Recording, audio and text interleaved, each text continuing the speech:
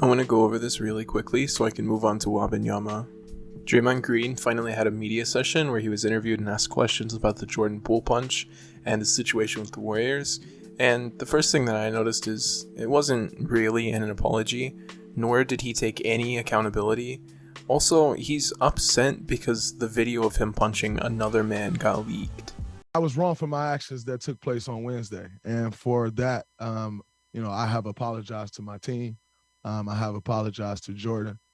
With the event yesterday, with the video leaking, there is a huge embarrassment that comes with that. Not only for myself as I was the one that committed the action, the embarrassment that comes from me is what it is, and that's something that I have to deal with. But the embarrassment that Jordan has to deal with, and that this team has to deal with, that this organization has to deal with, but also Jordan's family.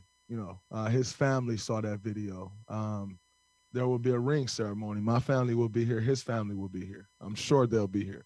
And quite frankly, that's an elephant in the room. That's something that, it's weird, and on a night where it should be celebration and love, and it still will be. But there is like this dark cloud in the room, and I caused that, so I apologize to his family and just what they've had to deal with over the course of the last 24 to 48 hours.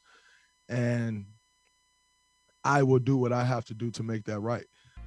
Personally, I think we have excused Draymond for a lot of stuff, and the Warriors organization has excused him for quite a lot as well. But I can't help but wonder if a situation like this is the last straw for him. Okay, on to the Victor Wembanyama situation.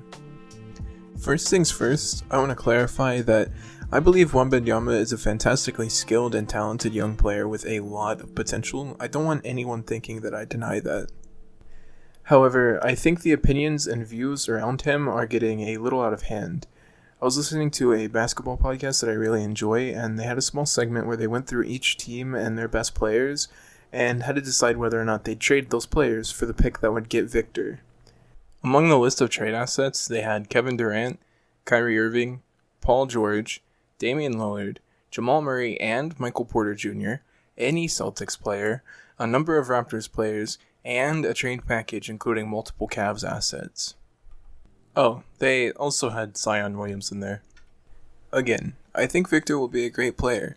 Future all-star, potentially even a superstar. We'll have to see where he lands. I mean, he did just have a game where he dropped 37 points with 7 made threes and 5 blocks. And then his very next game, he had 36 points, 11 rebounds, and 4 blocks. I just think that coming out and saying that LeBron James would be number 2 behind him is going quite a bit too far.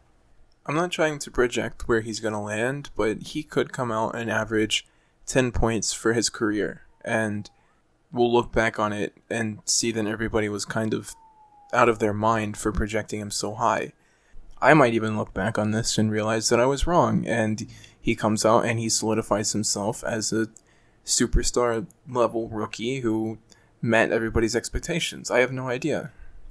Regardless, we still have a year until he's drafted, so I think everybody should just take a step back and see what happens next, and we'll go from there.